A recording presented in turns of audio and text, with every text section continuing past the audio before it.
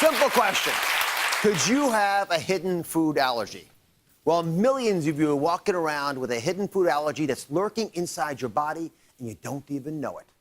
It took my next guest 5 years to recognize her own hidden food allergy and 5 more years to get a formal diagnosis. Now, she's on a crusade to help you do the same. Elizabeth Hasselbeck. You know her as one of the dynamic co-hosts on ABC's talk show, The View. We have the great honor of being back with President Barack Obama and First Lady Michelle Obama. But while Elizabeth looked healthy from the outside, inside, she was suffering. No matter what I ate, and I had a healthy appetite, it was all of a sudden making me sick. It was cramping, bloating, constipation, diarrhea. I had seen countless doctors telling me it was IBS. Oh, you must be stressed out. Oh, it must be dairy. I had tried everything.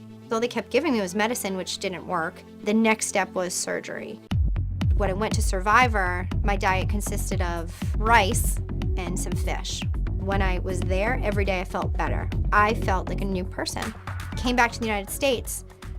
A week later, I'm sick again. While searching for clues online, Elizabeth found her answer. And then I found there is something called celiac disease. Once I removed the gluten, 6 weeks, I probably felt better. There was no bloating, no cramping, no fatigue, no constipation, no diarrhea. I was back to normal. To help others, Elizabeth wrote The G-Free Diet and a cookbook, Deliciously G-Free. But it's not just gluten that can cause health problems for women. It is absolutely my mission to help women identify their food sensitivities and then proceed toward better health so that they don't have to suffer for a decade like I did. There's no need to do that. Please welcome The View, Elizabeth Hasselbeck.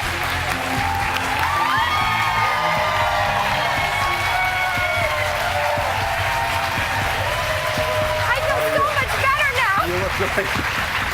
How are you? How are you? Oh, I Thank love you. having you, Elizabeth. Hi, everybody. Oh, thanks. Oh, I love having you on the show. I love being here anytime. So let me just catch everyone So up. I'm feeling a little sick. You are? No, Oh, I just want to talk to you.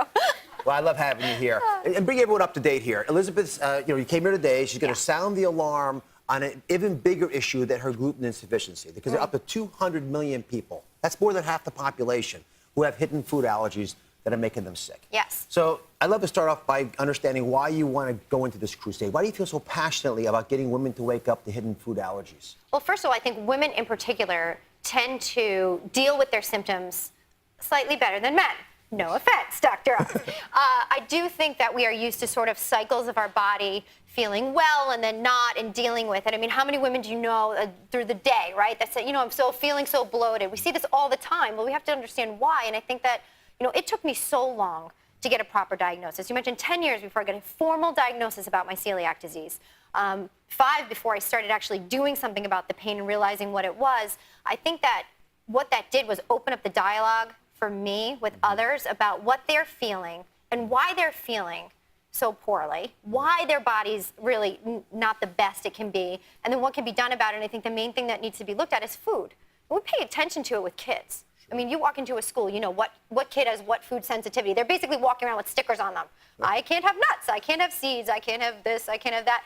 Well, we're so hyper-focused on that, which is great. What that should indicate is that, no, that isn't just about the children. Actually, adults are facing the same intolerances, sensitivities, and autoimmune diseases that the kids are facing. We're just distracting ourselves and not really getting to the bottom of why we're feeling the way we're feeling. Let me dive into your story for a second. Before you were able to get your right diagnosis, which, as you said, took 10 years, what did you think was wrong with you? Oh, gosh. I thought everything was wrong with me. I thought, I'm a 23-year-old girl. Why am I feeling so sick all the time, so bloated, so distended, so fatigued? Everything from my thyroid, everything was out of whack. And I basically was seeing doctor after doctor, and they just kept telling me that I had IBS, which was pure BS. It wasn't that. I wanted to know why. It's like going to a physician and saying, I have a headache, and them saying, wow, here's some news, you have a headache. That's right. So, I just wanted to know why. Not all doctors are like you. I've happened to found some incredible physicians. I'm so thankful for the ones that see your whole picture. And I think that you're the leader of the pack there, and I'm thankful for that. I'd love you to help me with a little demonstration. Sure. I want to explain why I think so many folks miss their hidden food allergy. Okay. So come on over. Sure thing. And if you understand this, you'll appreciate why Elizabeth was misdiagnosed for 10 years Yeah. and why so many folks struggle. So I'm going to, if you can put your purple gloves on. Okay. Hey, they go with your outfit. That's why and I come everything. here, just for these. That's right. So, in a traditional allergy, and I'll demonstrate this, and you all know what this is like, right? You heard about these. You get hives, you get scratchy throat, have trouble breathing sometimes when you have Right. bad allergies. When you have a food allergy, let's say the peanut allergy, and that happens, a classic reaction is you get the allergy because you drink it down, and it gets into your intestinal system. This is your intestines, and guess what happens? As it mixes up with your intestinal system, you start to get irritation there. And then when that food's being digested, you start to get this raging fire inside your belly. It's an Right. immediate response. It's not subtle. You know this is not right. You look and say, my goodness, I had that. Right. This happened inside of me. I don't feel good.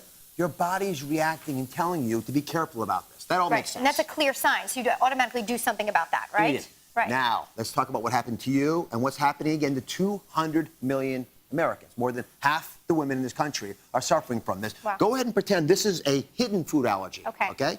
Pour it onto the intestinal system, same way I did, no problem at all. And Elizabeth does it, and what happens? Well, Nothing happens. Okay. And it's So- not just Elizabeth. So what's the problem now? Well, when you first eat the food, you don't have symptoms. Hours, days, weeks later, you can start to have subtle clues. There's a problem going on. And all of a sudden, it rages inside of you. You've got bloating, rashes. Something else happens. You're having trouble concentrating. And now all these wacky, crazy things are happening inside your body, and you can't put the pieces together and connect it back Right. to this very innocuous process where you had a little something that bothered you in your intestinal system because you didn't have the reaction you thought you were going to have. But Right. guess what, folks? This allergic response can be dangerous because these raging fires will continue causing a lot of the symptoms that hold you back from being who you want to be. Sure, and it's steady because you don't do anything about it. You don't necessarily think, well, I need to change what I'm doing, I need to evaluate what I'm eating. Meanwhile, this is still happening on a daily basis. Exactly. So it's that daily enemy that's getting into you that you got And to you worry about. keep drinking it. You keep poisoning yourself. Yes. You don't realize it.